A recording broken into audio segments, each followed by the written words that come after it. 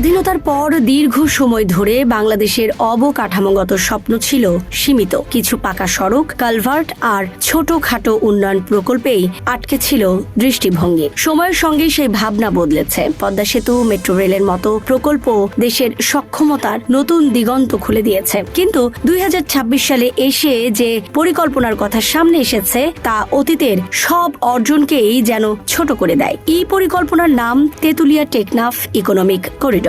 বর্তমান বাংলাদেশ জাতীয়তাবাদী দল সরকারের এই উদ্যোগ শুধু একটি সড়ক বা রেল লাইন নির্মাণের প্রকল্প নয়, এটি একটি পূর্ণাঙ্গ অর্থনৈতিক রূপান্তরের নকশা। লক্ষ্য বাংলাদেশকে দক্ষিণ ও দক্ষিণ পূর্ব এশিয়ার মধ্যে একটি কার্যকর ল্যান্ড ব্রিজ হিসেবে গড়ে তোলা। জীবন অবাক না করলে কে করবে? 28% মিল্ক ফ্যাটের অবাক করার সাথে ফ্রেশ মিল্ক পাউডার। জীবন অবাক করুক প্রতিদিন। প্রায় 79 বিলিয়ন ডলারের এই বিশাল প্রকল্পে থাকছে super Asian highway, high speed railway এবং করিডোর ভিত্তিক শিল্পাঞ্চল। অর্থায়নের বড় অংশ আসছে এশিয়ান ডেভেলপমেন্ট ব্যাংক থেকে, যা ধাপে ধাপে বিনিয়োগ করবে। পরিকল্পনা অনুযায়ী টেকনাফ থেকে তেতুলিয়া পর্যন্ত প্রায় 900 কিলোমিটার দীর্ঘ একটি আধুনিক করিডর তৈরি হবে, যেখানে উচ্চ গতির বৈদ্যুতিক ট্রেন ও অত্যাধুনিক সড়ক পথ থাকবে। এই করিডোরের সবচেয়ে বড় শক্তি গতি। বর্তমানে টেকনাফ থেকে দেশের উত্তর প্রান্তে পণ্য পৌঁছাতে যেখানে 2 থেকে 3 দিন সময় লাগে, এই করিডোর চালু হলে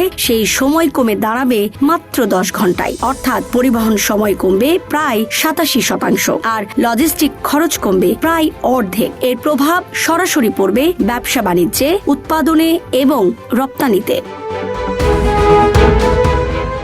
তবে এই প্রকল্পের গুরুত্ব শুধু দেশের ভেতরে সীমাবদ্ধ নয়, এটি যুক্ত হবে এশিয়ান হাইওয়ে নেটওয়ার্ক এর গুরুত্বপূর্ণ রুটগুলোর সঙ্গে, যা দক্ষিণ এশিয়াকে সংযুক্ত করবে দক্ষিণ পূর্ব এশিয়ার আসিয়ান দেশগুলোর সঙ্গে। চীন, নেপাল, ভুটান ও ভারতের সঙ্গে স্থলপথে সংযোগ তৈরি হয়ে তা মিয়ানমার হয়ে থাইল্যান্ড, ভিয়েতনাম, কম্বোডিয়ার বাজারে পৌঁছাবে। ফলে বাংলাদেশ হয়ে উঠবে এই অঞ্চলের বাণিজ্যিক ট্রানজিটের কেন্দ্রবিন্দু। ট্রানজিট ফি, লজিস্টিক্স এবং বাণিজ্যিক কার্যক্রম থেকে আসবে বিপুল রাজস্ব।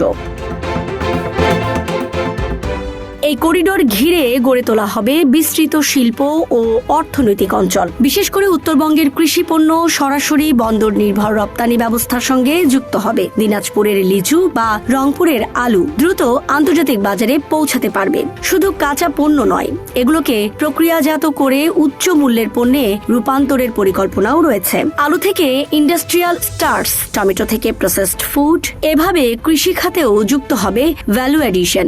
পাশাপাশি করিডোরের পাশে গড়ে তোলার পরিকল্পনা রয়েছে উচ্চ প্রযুক্তি নির্ভর শিল্প, বিশেষ করে সেমিকন্ডাক্টর ও ইলেকট্রনিক্স খাত। উৎপাদনের পর খুব দ্রুত এসব পণ্য বন্দরে পৌঁছে রপ্তানির সুযোগ তৈরি হবে, যা বাংলাদেশকে বৈশ্বিক প্রযুক্তি সরবরাহ চেইনে যুক্ত করতে পারে।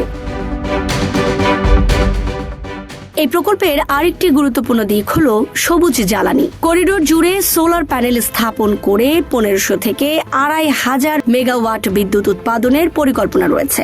একদিকে দেশের জ্বালানি নিরাপত্তা বাড়বে, অন্যদিকে আন্তর্জাতিক বাজারে কার্বন ক্রেডিট বিক্রি করে অতিরিক্ত আয় সম্ভব হবে। একই সঙ্গে 5G নেটওয়ার্ক ও IoT প্রযুক্তি ব্যবহার করে পুরো করিডোরকে একটি স্মার্ট ইনফ্রাস্ট্রাকচার হিসাবে গড়ে তোলার লক্ষ্য রয়েছে। অর্থনৈতিক দিক থেকে এই প্রকল্পের সম্ভাবনাও বিশাল। বিশ্লেষকদের মতে এটি চালু হলে দেশের জিডিপিতে অতিরিক্ত 1.5 থেকে 2% প্রবৃদ্ধি যোগ হতে পারে। দীর্ঘমেয়াদে মাথাপিছু আয় $12,000 বেশি পৌঁছানোর সম্ভাবনাও উড়িয়ে দেওয়া যাচ্ছে না।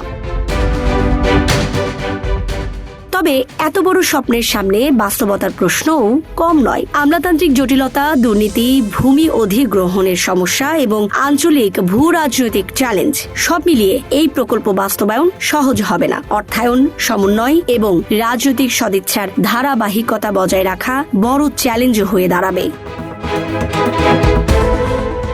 সব মিলিয়ে তেতুলিয়া থেকে টেকনাফ ইকোনমিক করিডর শুধু একটি অবকাঠামো প্রকল্প নয়, এটি বাংলাদেশের ভবিষ্যৎ অর্থনীতির একটি সম্ভাব্য রূপরেখা। এখন দেখার বিষয় এই মহাপরিকল্পনা কাগজ থেকে বাস্তবে কত দ্রুত এবং কতটা সফলভাবে রূপ নিতে পারে। Desk report, Dhaka express.